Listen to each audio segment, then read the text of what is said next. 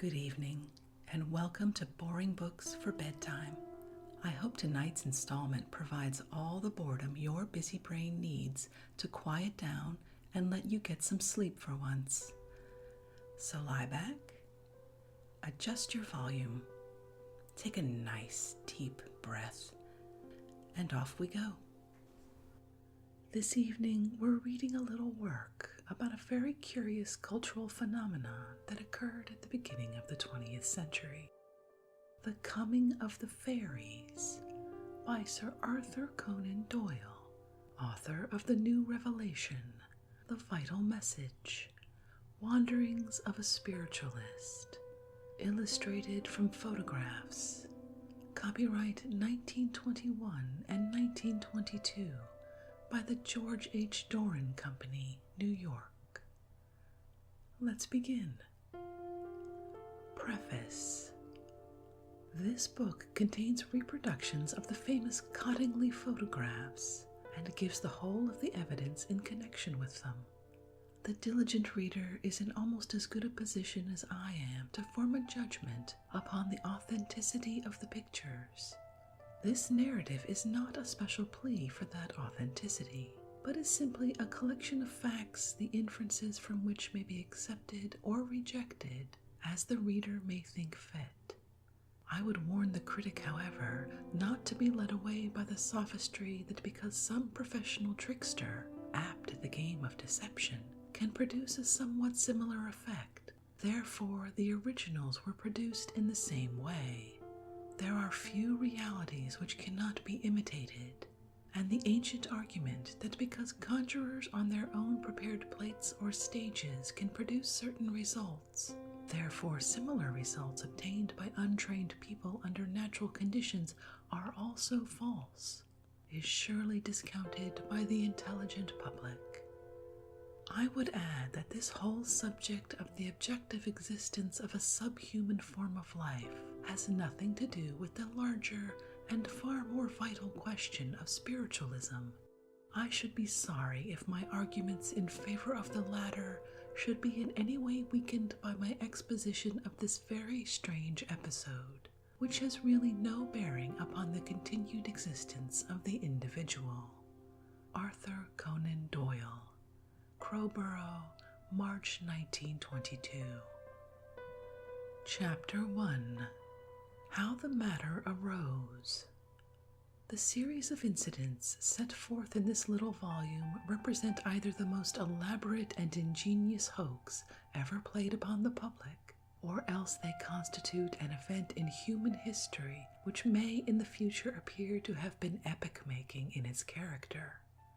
It is hard for the mind to grasp what the ultimate results may be if we have actually proved the existence upon the surface of this planet of a population which may be as numerous as the human race, which pursues its own strange life in its own strange way, and which is only separated from ourselves by some difference of vibrations. We see objects within the limits which make up our color spectrum, with infinite vibrations, unused by us on either side of them.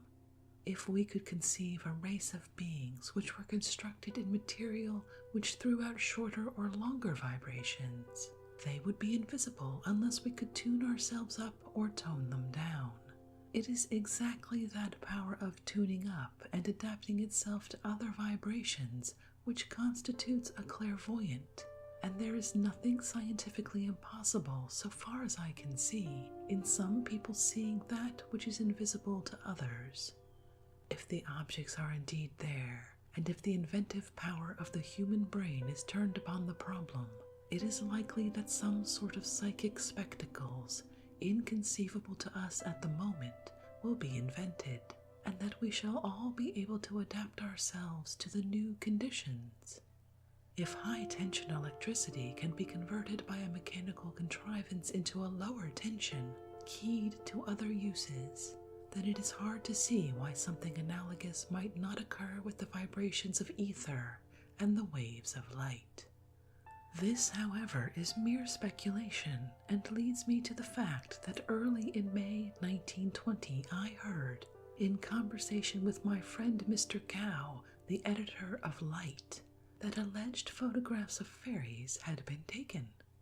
He had not actually seen them, but he referred me to Miss Scatcherd, a lady for whose knowledge and judgment I had considerable respect. I got into touch with her and found that she also had not seen the photographs, but she had a friend, Miss Gardner, who had actually done so. On May 13th, Miss Scatcherd wrote to me saying that she was getting on the trail and including an extract from a letter of Miss Gardner which ran as follows. I am quoting actual documents in this early stage, for I think there are many who would like a complete inside view of all that led up to so remarkable an episode. Alluding to her brother Mr. Gardner, she says, quote, "You know that Edward is a theosophist, has been for years, and now he is mostly engaged with lecturing and other work for the Society. And although for years I have regarded him as bathed in error and almost past praying for, I now find a talk with him an inspiring privilege. I am so very thankful that I happened to be in Williston when his bereavement took place, for it was so wonderful to watch him and to see how marvelously his faith and beliefs upheld and comforted him. He will probably devote more and more of his time and strength to going about the country lecturing, etc. I wish you could see a photo he has. He believes in fairies, pixies, goblins, etc. Children in many cases really see them and play with them. He has got into touch with a family in Bradford where their little girl, Elsie, and her cousin Frances continually go into woods and play with the fairies. The father and mother are skeptical and have no sympathy with their nonsense, as they call it. But an aunt, whom Edward has interviewed, is quite sympathetic with the girls. Some little time ago, Elsie said she wanted to photograph them and begged her father to lend his camera. For long he refused, but at last she managed to get the loan of it and one plate. Off she and Frances went into the woods near a waterfall. Frances ticked them, as they call it, and Elsie stood ready with the camera. Soon the three fairies appeared and one pixie dancing in Frances's aura. Elsie snapped and hoped for the best. It was a long time before the father would develop the photo, but at last he did, and to his utter amazement, the four sweet little figures came out beautifully. Edward got the negative and took it to a specialist in photography who would know a fake at once. Skeptical as he was before he tested it, afterwards he offered £100 down for it. He pronounced it absolutely genuine and a perfectly remarkable photograph. Edward has it enlarged and hanging in his hall. He is very interested in it, and as soon as possible he is going to Bradford to see the children. What do you think of this? Edward says the fairies are on the same line of evolution as the winged insects, etc. I fear I cannot follow all his reasonings, but I knew you would be keenly interested. I wish you could see that photo and another one of the girls playing with the quaintest goblin imaginable." End quote. This letter filled me with hopes, and I renewed my pursuit of the photographs. I learned that they were 2 in number, and that they had been sent for inspection to Miss Blomfield, a friend of the family. My chase turned therefore in that direction, and in reply to a letter of inquiry I received the following answer. Quote, "The Myrtles, Beckenham, June 21st, 1920. Dear Sir, I am sending the 2 fairy pictures. They are interesting, are they not? I am sure my cousin would be pleased for you to see them, but he said and wrote it to me afterwards that he did not want them to be used in any way at present. I believe he has plans in regard to them, and the pictures are being copyrighted. I don't think the copyright will be his. He has not yet finished his investigations. I asked him if I might photograph them myself so as to have a few prints to give to friends interested, but he wrote that he would rather nothing was done at present.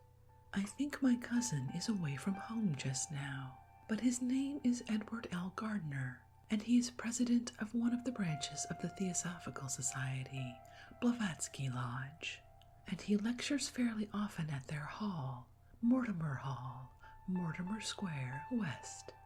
He lectured there a few weeks ago and showed the fairies on the screen and told what he knew about them. Yours sincerely, E. Blomfeld. End quote. This letter enclosed the two very remarkable photographs which are reproduced in this volume, that which depicted the dancing goblin and the other of wood elves in a ring. An explanatory note setting forth the main points of each is appended to the reproductions. I was naturally delighted at the wonderful pictures, and wrote back thanking Miss Blomfeld for her courtesy, and suggesting that an inquiry should be set on foot which would satisfy me as to the genuine nature of the photographs. If this were clearly established, I hoped that I might be privileged to help Mr. Gardner in giving publicity to the discovery. In reply, I had the following letter. Quote, The Myrtles, Beckenham, June 23rd, 1920. Dear Sir Arthur, I am so glad you like the fairies. I should be only too glad to help in any way if I could, but there is so little I can do. Had the photographs been mine, I mean the negatives, I should have been most pleased that anything so lovely in the way of information should have been introduced to the public under such auspices. But it would, as things are, be necessary to ask my cousin. I believe he wants people to know, but as I wrote before, I do not know his plans, and I'm not sure if he is ready. It has occurred to me since writing to you that it would have been better had I given you his sister's address. She is a most sensible and practical person, much engaged in social work, with which her sympathetic nature and general efficiency make her very successful. She believes the fairy photographs to be quite genuine. Edward is a clever man and a good one. His evidence on any of the affairs of life would, I am sure, be considered most reliable by all who knew him, both for veracity and sound judgment. I hope these details will not bore you, but I thought perhaps some knowledge of the people who, so to say, discovered the photographs would help in taking you one step nearer the source. I do not see any opening for fraud or hoax, though at first when I saw the prints, I thought there must be some other explanation than the simple one that they were what they seemed. They appeared too good to be true, but every little detail I have since heard has added to my conviction that they are genuine, though I have only what Edward tells me to go upon. He is hoping to obtain more from the same girls. Yours sincerely, E. Blomfeld. End quote. At about the same time, I received a letter from another lady who had some knowledge of the matter. It ran thus, quote, 29 Croftdown Road, Highgate Road, Northwest, June 24th, 1920. Dear Sir Arthur, I am glad to hear that you are interested in the fairies. If they were really taken, as there seems good reason to believe, the event is no less than the discovery of a new world. It may not be out of place to mention that when I examined them with a magnifying glass, I noticed, as an artist, that the hands do not appear to be quite the same as ours. Though the little figures look otherwise so human, the hands seem to me something like this. Here followed a sketch of a sort of fin. The beard in the little gnome seems to me to be some sort of insect-like appendage, though it would no doubt be called a beard by a clairvoyant seeing him. Also, it occurs to me that the whiteness of the fairies may be due to their lack of shadow, which may also explain their somewhat artificial-looking flatness. Yours sincerely, May Bowley. End quote. I was now in a stronger position, since I had actually seen the photographs and learned that Mr. Gardner was a solid person with a reputation for sanity and character. I therefore wrote to him stating the links by which I had reached him and saying how interested I was in the whole matter, and how essential it seemed that the facts should be given to the public, so that free investigation might be possible before it was too late. To this letter I had the following reply, quote, 5 Craven Road, Harlesden, Northwest 10, June 25th, 1920. Dear Sir, your interesting letter of the 22nd has just reached me, and very willingly I will assist you in any way that may be possible. With regard to the photographs, the story is rather a long one, and I have only gathered it by going very carefully. The children who were concerned are very shy and reserved indeed. They are of a mechanic's family in Yorkshire, and the children are said to have played with fairies and elves in the woods near their village since babyhood. I will not attempt to narrate this story here, however. Perhaps we may meet for that. But when I at length obtained a view of the rather poor prints, it so impressed me I begged for the actual negatives. These I submitted to 2 first-class photographic experts, one in London and one in Leeds. The first, who was unfamiliar with such matters, declared the plates to be perfectly genuine and unfaked, but inexplicable. The second, who did know something of the subject and had been instrumental in exposing several psychic fakes, was also entirely satisfied. Hence I proceeded. I am hopeful of getting more photographs, but the immediate difficulty is to arrange for the 2 girls to be together. They are 16 or 17 years old and beginning to work, and are separated by a few miles. It may be we can manage it and thus secure photographs of the other varieties besides those obtained. These nature spirits are of the non-individualized order, and I should greatly like to secure some of the higher. But 2 children such as these are rare, and I fear now that we are late because almost certainly the inevitable will shortly happen. One of them will fall in love, and then, hey presto. By the way, I am anxious to avoid the money consideration. I may not succeed, but would far rather not introduce it. We are out for truth, and nothing soils the way so quickly. So far as I am concerned, you shall have everything I can properly give you. Sincerely yours, Edward L. Gardner. End quote. This letter led my going to London and seeing Mr. Gardner, whom I found to be quiet, well-balanced, and reserved, not in the least of a wild or visionary type. He showed me beautiful enlargements of these 2 wonderful pictures, and he gave me much information which is embodied in my subsequent account. Neither he nor I had actually seen the girls, and it was arranged that he should handle the personal side of the matter, while I should examine the results and throw them into literary shape. It was arranged between us that he should visit the village as soon as convenient, and make the acquaintance of everyone concerned. In the meantime, I showed the positives, and sometimes the negatives, to several friends whose opinion upon psychic matters I respected. Of these, Sir Oliver Lodge holds a premier place. I can still see his astounded and interested face as he gazed at the pictures, which I had placed before him in the hall of the Athenaeum Club. With his usual caution, he refused to accept them at their face value, and suggested the theory that the Californian classical dancers had been taken and their pictures superimposed upon a rural British background. I argued that we had certainly traced the pictures to 2 children of the artisan class, and that such photographic tricks would be entirely beyond them, but I failed to convince him, nor am I sure that even now he is wholehearted in the matter. My most earnest critics came from among the spiritualists, to whom a new order of being as remote from spirits as they are from human beings was an unfamiliar idea, and who feared, not unnaturally, that their intrusion would complicate that spiritual controversy which is vital to so many of us.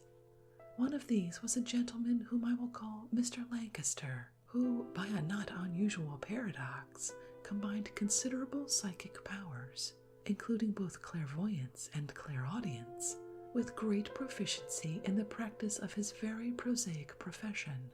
He had claimed that he had frequently seen these little people with his own eyes, and I therefore attached importance to his opinion. This gentleman had a spirit guide. I have no objection to the smile of the skeptic, and to him he referred the question. The answer showed both the strength and the weakness of such psychic inquiries. Writing to me in July 1920, he said, quote, "Ray photographs. The more I think of it, the less I like it. I mean the one with the Parisian coiffed fairies. My own guide says it was taken by a fair man, short, with his hair brushed back. He has a studio with a lot of cameras, some of which are turned by a handle. He did not make it to sell spiritualists a pup, but did it to please the little girl in the picture who wrote fairy stories which he illustrated in this fashion. He is not a spiritualist, but would laugh very much if anyone was taken in by it. He does not live near where we were, and the place is all different, i.e. the houses, instead of being in straight lines, are dropped about all over the place. Apparently he was not English. I should think it was either Denmark or Los Angeles by the description, which I give you for what it is worth. I should very much like the lens which would take persons in rapid motion with the clarity of the photo in question. It must work at f/4.5 and cost 50 guineas if a penny, and not the sort of lens one would imagine the children in an artisan's household would possess in a hand camera. And yet with the speed with which it was taken, the waterfall in the background is blurred sufficiently to justify a 1 second's exposure at least. What a doubting Thomas! I was told the other day that in the unlikely event of my ever reaching heaven, I should A. insist on starting a card file index of the angels, and B. starting a rifle range to guard against the possibility of invasion from hell. This being my unfortunate reputation at the hands of the people who claim to know me, must discount my criticisms as carping, to a certain extent at all events." End quote. These psychic impressions and messages are often as from one who sees in a glass darkly, and contain a curious mixture of truth and error. Upon my submitting this message to Mr. Gardner, he was able to assure me that the description was, on the whole, a very accurate one of Mr. Snelling and his surroundings, the gentleman who had actually handled the negatives, subjected them to various tests, and made enlarged positives. It was therefore this intermediate incident, and not the original inception of the affair, which had impressed itself upon Mr. Lancaster's guide. All this is, of course, quite non-evidential to the ordinary reader, but I am laying all the documents upon the table. Mr. Lancaster's opinion had so much weight with us, and we were so impressed by the necessity of sparing no possible pains to get at truth, that we submitted the plates to fresh examination, as detailed in the following letter. Quote, 5 Craven Road, Harleston, Northwest 10, July 12th, 1920. Dear Sir Arthur, just a line to report progress and acknowledge your kind letters and enclosures from Kodak's. A week back, after your reference to Mr. Lancaster's opinion, I thought I would get a more careful examination of the negatives made than before, though that was searching enough. So I went over to Mr. Snelling's at Harrow and had a long interview with him, again impressing him with the importance of being utterly certain. I told you, I think, that this Mr. Snelling has had a varied and expert connection of over 30 years with the Autotype Company and Illingworth's large photographic factory, and has himself turned out some beautiful work in natural and artificial studio studies. He recently started for himself at Wealdstone, Harrow, and is doing well. Mr. Snelling's report on the 2 negatives is positive and most decisive. He says he is perfectly certain of 2 things connected with these photos, namely, 1 exposure only, and 2, all the figures of the fairies moved during exposure, which was instantaneous. As I put all sorts of pressing questions to him relating to paper or cardboard figures and backgrounds and paintings, and all the artifices of the modern studio, he proceeded to demonstrate by showing me other negatives and prints that certainly supported his view. He added that anyone of considerable experience could detect the dark background and double exposure in the negative at once. Movement was as easy, as he pointed out in the crowd of aeroplane photos he had by him. I do not pretend to follow all his points, but I am bound to say he thoroughly convinced me of the above 2, which seem to me to dispose of all the objections hitherto advanced when they are taken together.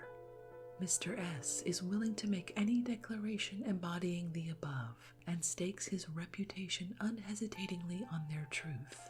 I am away from London from Wednesday next till the 28th, when I go on to Bingley for 1 or 2 days' investigation on the spot. I propose that you have the 2 negatives, which are carefully packed and can be posted safely for this fortnight or so. If you would rather not handle them, I will send them to Mr. West of Kodak's, or have them taken to him for his opinion, for I think, as you say, it would be worth having if he has had direct and extensive practical experience. I am very anxious now to see this right through, as though I felt pretty sure before. I am more than ever satisfied now after that interview the other day. Yours sincerely, Edward L. Gardner. End quote. Photograph. Elsie and the Gnome. Photograph taken by Francis. Fairly bright day in September 1917. The Midge camera. Distance 8 feet. Time 1/50th of a second. The original negative has been tested, enlarged, and analyzed in the same exhaustive manner as A. This plate was badly underexposed. Elsie was playing with the gnome and beckoning it to come onto her knee. Photograph. Elsie and Francis. A snapshot taken by Mr. Wright in June 1917 with the Midge camera he had just obtained, his first and only camera. Map. Cottingley Beck and Glen. Sites of photographs are marked A, B, C, D, E, and the cottage with an X. After receiving this message and getting possession of the negatives, I took them myself to the Kodak Company's offices in Kingsway, where I saw Mr. West and another expert of the company. They examined the plates carefully, and neither of them could find any evidence of superposition or other trick. On the other hand, they were of opinion that if they set to work with all their knowledge and resources, they could produce such pictures by natural means, and therefore they would not undertake to say that these were preternatural. This, of course, was quite reasonable if the pictures are judged only as technical productions, but it rather savors of the old discredited anti-spiritualistic argument that because a trained conjurer can produce certain effects under his own conditions, therefore some woman or child who gets similar effects must get them by conjuring. It was clear that at the last it was the character and surroundings of the children upon which the inquiry must turn, rather than upon the photos themselves. I had already endeavored to open up human relations with the elder girl by sending her a book, and I had received the following little note in reply from her father. Quote, 31 Main Street, Cottingley, Bingley, July 12, 1920. Dear Sir, I hope you will forgive us for not answering your letter sooner, and thanking you for the beautiful book you so kindly sent to Elsie. She is delighted with it. I can assure you we do appreciate the honor you have done her. The book came last Saturday morning, an hour after we had left for the seaside for our holidays, so we did not receive it until last night. We received a letter from Mr. Gardner at the same time, and he proposes coming to see us at the end of July. Would it be too long to wait until then, when we could explain what we know about it? Yours very gratefully, Arthur Wright. End quote. It was evident, however, that we must get into more personal touch, and with this object Mr. Gardner went north and interviewed the whole family, making a thorough investigation of the circumstances at the spot. The result of his journey is given in the article which I published in the Strand magazine, which covers all the ground. I will only add the letter he wrote to me after his return from Yorkshire. Quote, 5 Craven Road, Harlesden, Northwest 10, July 31st, 1920. My dear Conan Doyle, yours just to hand, and as I have now had an hour to sort things out, I write at once so that you have the enclosed before you at the earliest moment. You must be very pressed, so I put the statement as simply as possible, leaving you to use just what you think fit. Prepared negatives, prints of quarter, half-plate, and in large sizes, and lantern slides I have all here. Also on Tuesday I shall have my own photographs of the valley scenery, including the 2 spots shown in the fairy prints, and also prints of the 2 children taken in 1917 with their shoes and stockings off, just as they played in the beck at the rear of their house. I also have a print of Elsie showing her hand. With regard to the points you raise, 1. I have definite leave and permission to act as regards the use made of these photographs in any way I think best. Publication may be made of them, the only reserve being that full names and addresses shall be withheld. 2. Copies are ready here for England and United States. 3. The Kodak people and also the Illingworth Company are unwilling to testify. The former, of course, you know of. Illingworths claim that they could produce, by means of clever studio painting and modeling, a similar negative. Another company's expert made assertions concerning the construction of the model that I found were entirely erroneous directly I saw the real ground. They, however, barred any publication. The net result, besides Snelling's views, is that the photograph could be produced by studio work, but there is no evidence positively of such work in the negatives. I might add that Snelling, whom I saw again yesterday evening, scouts the claim that such negatives could be produced. He states that he would pick such a one out without hesitation. 4. My report is enclosed, and you are at perfect liberty to use this just as you please. The father, Mr. Arthur Wright, impressed me favorably. He was perfectly open and free about the whole matter. He explained his position. He simply did not understand the business, but is quite clear and positive that the plate he took out of the Midge camera was the one he put in the same day. His work is that of electrician to an estate in the neighborhood near. He is clear-headed and very intelligent, and gives one the impression of being open and honest. I learnt the reason of the family's cordial treatment of myself. Mrs. Wright, a few years back, came into touch with theosophical teachings, and speaks of these as having done her good. My own connection with the Theosophical Society she knew of, and this gave them confidence, hence the very cordial reception I have met with, which somewhat had puzzled me. By the way, I think Lancaster's guide ran up against innocent little Snelling.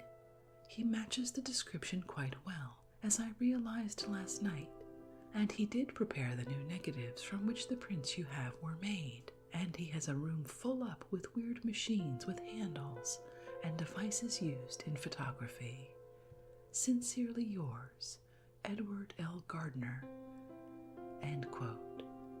I I trust that the reader will agree that up to this point we had not proceeded with any undue rashness or credulity, and that we had taken all common sense steps to test the case, and had no alternative, if we were unprejudiced seekers for truth, but to go ahead with it, and place our results before the public, so that others might discover the fallacy which we had failed to find.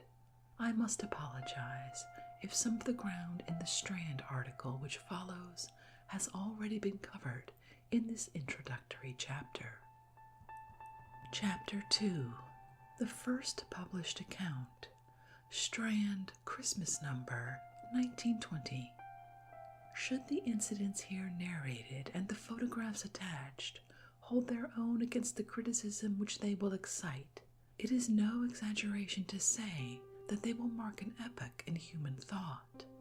I put them and all the evidence before the public for examination and judgment. If I am myself asked whether I consider the case to be absolutely and finally proved, I should answer that in order to remove the last faint shadow of doubt, I should wish to see the result repeated before a disinterested witness. At the same time, I recognize the difficulty of such a request, since rare results must be obtained when and how they can. But short of final and absolute proof, I consider, after carefully going into every possible source of error, that a strong prima facie case has been built up. The cry of fake is sure to be raised, and will make some impression upon those who have not had the opportunity of knowing the people concerned or the place. On the photographic side, every objection has been considered and adequately met. The pictures stand or fall together. Both are false or both are true. All the circumstances point to the latter alternative, and yet in a matter involving so tremendous a new departure, one needs overpowering evidence before one can say that there is no conceivable loophole or error. It was about the month of May in this year that I received the information from Miss Felicia Scatcherd, so well known in several departments of human thought, to the effect that 2 photographs of fairies had been taken in the north of England under circumstances which seemed to put fraud out of the question. The statement would have appealed to me at any time, but I happened at the moment to be collecting material for an article on fairies, now completed, and I had accumulated a surprising number of cases of people who claimed to be able to see these little creatures. The evidence was so complete and detailed, with such good names attached to it, that it was difficult to believe that it was false. But, being by nature of a somewhat skeptical turn, I felt that something closer was needed before I could feel personal conviction and assure myself that these were not thought forms conjured up by the imagination or expectation of the seers. The rumor of the photographs interested me deeply, therefore, and following the matter up from one lady informant to another, I came at last upon Mr. Edward L. Gardner, who has been ever since my most efficient collaborator, to whom all credit is due. Mr. Gardner, it may be remarked, is a member of the Executive Committee of the Theosophical Society, and a well-known lecturer upon occult subjects. He had not himself at the time mastered the whole case, but all he had he placed freely at my disposal. I had already seen prints of the photographs, but I was relieved to find that he had the actual negatives, and that it was from them and not from the prints that 2 expert photographers, especially Mr. Snelling of 26 The Bridge, Wealdstone, Harrow, had already formed their conclusions in favor of the genuineness of the pictures. Mr. Gardner tells his own story presently, so I will simply say that at that period he had got into direct and friendly touch with the Carpenter family. We are compelled to use a pseudonym and to withhold the exact address, for it is clear that their lives would be much interrupted by correspondence and callers if their identity were too clearly indicated. At the same time, there would be, no doubt, no objection to any small committee of inquiry verifying the facts for themselves if this anonymity were respected. For the present, however, we shall simply call them the Carpenter family, in the village of Dalesby, West Riding. Some 3 years before, according to our information, the daughter and the niece of Mr. Carpenter, the former being 16 and the other 10 years of age, had taken the two photographs, the one in summer, the other in early autumn. The father was quite agnostic in the matter, but as his daughter claimed that she and her cousin, when they were together, continually saw fairies in the wood, and had come to be on familiar and friendly terms with them, he entrusted her with one plate in his camera. The result was the picture of the dancing elves, which considerably amazed the father when he developed the film that evening. The little girl looking across at her playmate to intimate that the time had come to press the button is Alice, the niece, while the older girl, who was taken some months later with the quaint gnome, is Iris, the daughter. The story ran that the girls were so excited in the evening that one pressed her way into the small dark room in which the father was about to develop, and that as she saw the forms of the fairies showing through the solution, she cried out to the other girl, who was palpitating outside the door, "Oh, Alice, Alice, the fairies are on the plate. They are on the plate." It was indeed a triumph for the children, who had been smiled at, as so many children are smiled at by an incredulous world, for stating what their own senses have actually recorded. The father holds a position of trust in connection with some local factory, and the family are well known and respected. That they are cultivated is shown by the fact that Mr. Gardner's advances towards them were made more easy because Mrs. Carpenter was a reader of theosophical teachings and had gained spiritual good from them. A correspondence had arisen, and all their letters were frank and honest, professing some amazement at the stir which the affair seemed likely to produce. Thus the matter stood after my meeting with Mr. Gardner, but it was clear that this was not enough. We must get closer to the facts. The negatives were taken round to Kodak Limited, where two experts were unable to find any flaw, but refused to testify to the genuineness of them in view of some possible trap. An amateur photographer of experience refused to accept them on the ground of the elaborate and Parisian coiffure of the little ladies. Another photographic company, which it would be cruel to name, declared that the background consisted of theatrical properties, and that therefore the picture was a worthless fake. I leaned heavily upon Mr. Snelling's wholehearted endorsement, quoted later in this article, and also consoled myself by the broad view that if the local conditions were as reported, which we proposed to test, then it was surely impossible that a little village with an amateur photographer could have the plant and the skill to turn out a fake, which could not be detected by the best experts in London. The matter being in this state, Mr. Gardner volunteered to go up at once and report, an expedition which I should have wished to share had it not been for the pressure of work before my approaching departure for Australia. Mr. Gardner's report is here appended. Quote, 5 Craven Road, Harleston, Northwest 10, July 29th, 1920. It was early in this year, 1920, that I heard from a friend of photographs of fairies having been successfully taken in the north of England. I made some inquiries, and these led to prints being sent to me with the names and addresses of the children who were said to have taken them. The correspondence that followed seemed so innocent and promising that I begged the loan of the actual negatives, and 2 quarter plates came by post a few days later. One was a fairly clear one, the other much underexposed. The negatives proved to be truly astonishing photographs indeed, for there was no sign of double exposure, nor anything other than ordinary straightforward work. I cycled over to Harrow to consult an expert photographer of 30 years' practical experience, whom I knew I could trust for a sound opinion. Without any explanation, I passed the plates over and asked what he thought of them. After examining the Fairies negative carefully, exclamations began. "This is the most extraordinary thing I've ever seen. Single exposure. Figures have moved. Why, it's a genuine photograph, wherever did it come from? I need hardly add that enlargements were made and subjected to searching examination without any modification of opinion. The immediate upshot was that a positive was taken from each negative, that the originals might be preserved carefully untouched, and then new negatives were prepared and intensified to serve as better printing mediums.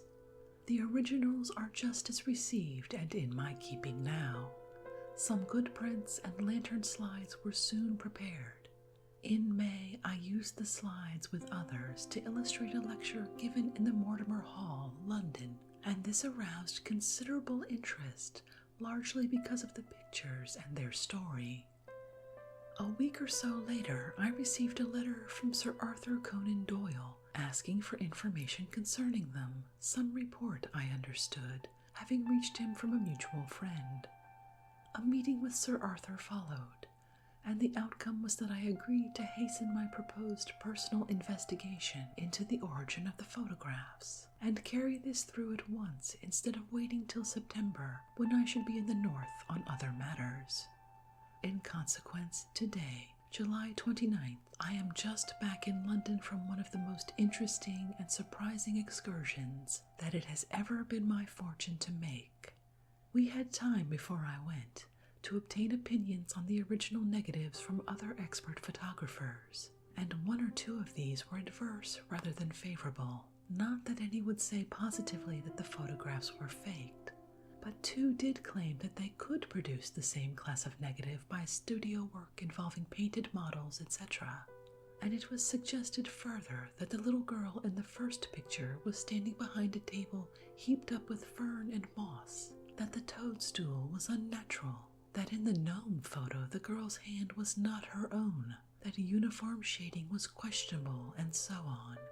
All of this had its weight, and though I went north with as little bias one way or the other as possible, I felt quite prepared to find that a personal investigation would disclose some evidence of falsity. The lengthy journey completed, I reached a quaint old-world village in Yorkshire, found the house, and was cordially received. Mrs. Carpenter and her daughter Iris, the girl as shown playing with the gnome, were both at home to meet me, and Mr. Carpenter, the father, came in shortly afterwards. Several of the objections raised by the professionals were disposed of almost at once, as a half-hour after reaching the house, I was exploring a charming little valley directly at the rear, with a stream of water running through, where the children had been accustomed to see and play with the fairies. I found the bank behind which the child, with her shoes and stockings off, is shown as standing.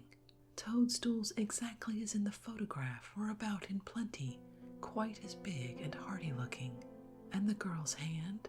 Well, she laughingly made me promise not to say much about it. It is so very long. I stood on the spot shown and easily identified every feature.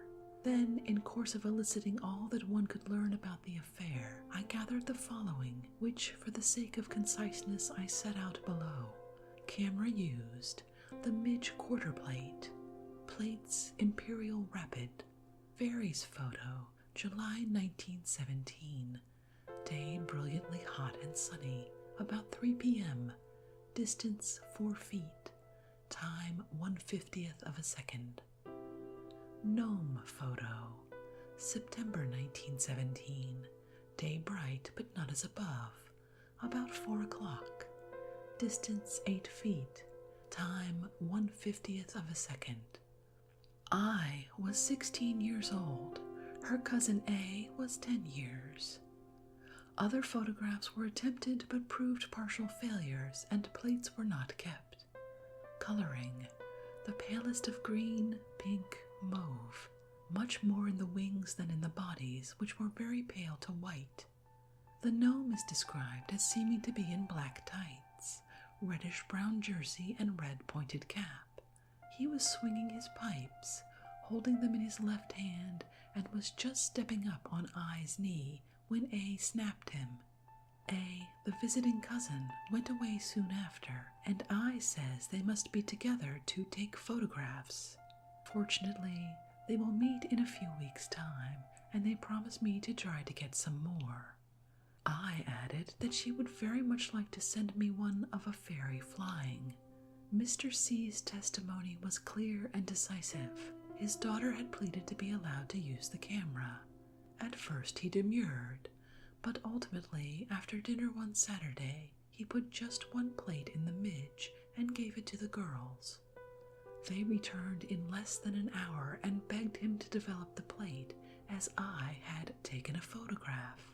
He did so with, to him, the bewildering result shown in the print of the fairies. Mrs. C says she remembers quite well that the girls were only away from the house a short while before they brought the camera back. Extraordinary and amazing as these photographs may appear, I am now quite convinced of their entire genuineness, as indeed would everyone else be who had the same evidence of transparent honesty and simplicity that I had. I am adding nothing by way of explanations or theories of my own, though the need for two people, preferably children, is fairly obvious for photography in order to assist in the strengthening of the etheric bodies. Beyond this, I prefer to leave the above statement as a plain, unvarnished narrative of my connection with the incidents. I need only add that no attempt appears ever to have been made by the family to make these photographs public, and whatever has been done in that direction locally has not been pressed by any of them, nor has there been any money payment in connection with them. Edward L. Gardner. End quote. I may add as a footnote to Mr. Gardner's report that the girl informed him in conversation that she had no power of any sort over the actions of the fairies, and that the way to tice them, as she called it, was to sit passively with her mind quietly turned in that direction. Then, when faint stirrings or movements in the distance heralded their presence, to beckon towards them and show that they were welcome. It was Iris who pointed out the pipes of the gnome, which we had both taken as being the markings of the moth-like underwing. She added that if there was not too much rustling in the wood, it was quite possible to hear the very faint and high sound of the pipes. To the objections of photographers that the fairy figures show quite different shadows to those of the human, our answer is that ectoplasm, as the etheric protoplasm has been named, has a faint luminosity of its own, which would largely modify shadows. To the very clear and, as I think, entirely convincing report of Mr. Gardner's, let me add the exact words which Mr. Snelling, the expert photographer, allows us to use. Mr. Snelling has shown great strength of mind and rendered signal service to psychic study by taking a strong line and putting his professional reputation as an expert upon the scales. He has had a varied connection of over 30 years with the Autotype Company and Illingworth's large photographic factory, and has himself turned out some beautiful work of every kind of natural and artificial studio studies. He laughs at the idea that any expert in England could deceive him with a faked photograph. Quote, "These two negatives are entirely genuine, unfaked photographs of single exposure, open-air work, show movement in the fairy figures, and there is no trace whatever of studio work involving card or paper models, dark backgrounds, painted figures, etc. In my opinion, they are both straight, untouched pictures." End quote. A second independent opinion is equally clear as to the genuine character of the photographs, founded upon a large experience of practical photography. There is our case, fortified by pictures of the places which the unhappy critic has declared to be theatrical properties. How well we know that type of critic in all our psychic work, though it is not always possible to at once show his absurdity to other people. And that's where I think we'll pause in this reading from The Coming of the Fairies by Sir Arthur Conan Doyle. I don't know if you're still awake, but if you are, I hope you found that as fascinating as I did. It is quite an exercise in skeptical thinking. We will definitely be coming back to this one. If you'd like to read this work for yourself and see the photographs he's talking about, I'll include a link to it on our Goodreads page. where I keep a library of everything read on this podcast. Just go to www.goodreads.com/boringbooksforbedtime. I highly recommend you take a look. If you'd like to connect or suggest a boring book you'd like to hear read, the best place to catch me is on Twitter @BoringBooksPod. I really love hearing from all of you. Thank you so much for joining me this evening. Until our next boring book, good night.